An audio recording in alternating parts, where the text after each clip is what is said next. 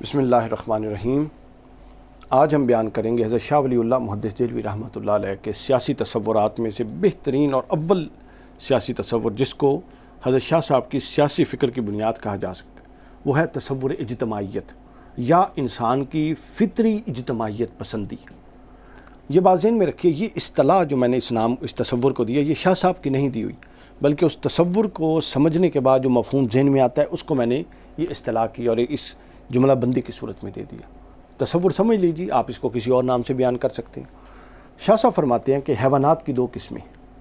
Biological حیوان، animal in کی مخاطب ہے، جس میں انسان بھی ہیں جانور بھی ہیں۔ شاہ صاحب کہتے ہیں جی حیوانات کی دو قسمیں ہیں، ایک ہے جانور اور ایک ہے انسان۔ جانور یہ جو ہیں جانور یہ بھی اجتماعیت پسند ہیں، اکٹھا ریوڑ کی صورت میں رہنا پسند کرتے ہیں۔ شاہ صاحب نے دو مثالیں دی، ایک وہ شہد کی مکھی کی مثال دیتے ہیں کہ کہیں اکٹھی الگ نہیں رہتی، جتھا بنا کے رہتی ہے، اور ان کی ریزیڈنس بھی کمبائن شیئرڈ ہوتی ہے، خاندان کی صورت میں رہتی ہے، پھر قبائل کی صورت میں رہتی ہے۔ اور دوسری شاہ صاحب نے مکڑی کی مثال دی، وہ بھی اکٹھی رہتی ہے، جہاں جاتی ہیں اکٹھی قطار میں جاتی ہیں اور اپنے بل میں اکٹھی رہتی ہیں۔ اچھا، اب یہ جو اجتماعیت ہے، یہ بیان کر کے دو مثالیں حضرت شاہ صاحب فرماتے ہیں کہ اس پر غور کرنے کی ضرورت ہے کہ یہ اکٹھی کیوں رہتی ہیں، اور ان میں جو اجتماعیت ہے یہ تو خیر ظاہر ہے انہوں نے ٹریننگ تو نہیں لی، یہ ان کے اندر ڈال دی گئی ہے، اللہ نے ڈالی ہے، تخلیقی طور پہ ان میں موجود ہے۔ سوال یہ ہے کہ ان کو یہ اجتماعیت کا شعور کہاں سے آیا، کس نے ان کو یہ اجتماعیت کا شعور دیا؟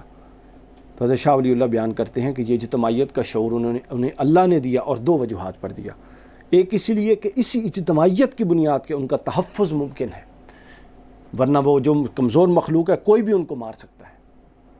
اور دوسرا، بقائے نسل کے لیے ضروری ہے کہ وہ اجتماعیت کے ساتھ رہیں، ورنہ وہ اپنی نسل کو باقی نہیں رکھ سکتے۔ اس کے بعد کہتے ہیں، اب یہ آپ تصور سمجھ لیجئے کہ اجتماعیت کے دو فوائد، ایک تحفظ، ایک بقائے نسل۔ آگے چلیے، دوسری شاہ صاحب کہتے ہیں کہ انسان ہے دوسرے حیوان،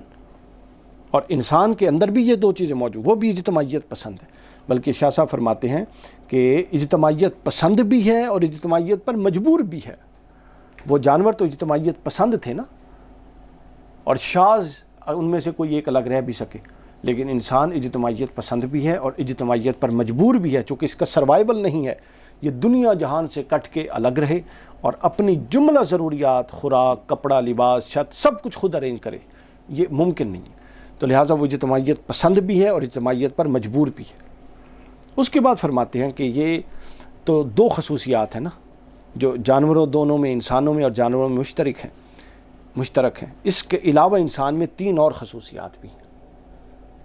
اور تیسری خصوصیت یہ ہے کہ انسان کے اندر، اب جو چیز جانوروں میں نہیں ہے انسانوں میں ہے، وہ بتا رہے کہ کسی اصولی نظریے پر غور و فکر کر کے اس کو رد و قبول کرنے اور پھر قبول کرنے کی صورت میں اس کی جد و جہد کرنے، اس پر قوت صرف کرنے اور اس کو عملی طور پہ نافذ کرنا انسان کے حصے میں ہے یہ استعداد۔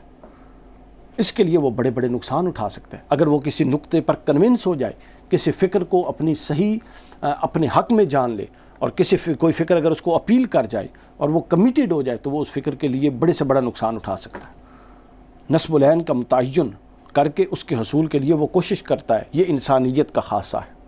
یہاں حضرت شاہ صاحب نے بڑا اہم نقطہ اٹھایا، آپ فرماتے ہیں یہ انسانیت کا خاصہ نہیں ہے بلکہ یہی انسانیت کا خاصہ ہے۔ یعنی اگر کوئی شخص اس جد و جہد میں نہیں پڑتا کہ وہ دیکھے کہ حق اور باطل نظریات کون سے ہیں، ان کو جانچے پرکھے اور پھر حق کا ساتھ دے اور پھر باطل کی مخالفت کرے اور پھر اپنے آپ کو حق سے متمسک رکھے، اگر کوئی اس فکر پر اس انداز میں اپنی فکر کو نہیں ڈالتا تو سمجھ لے کہ وہ ہے تو انسان،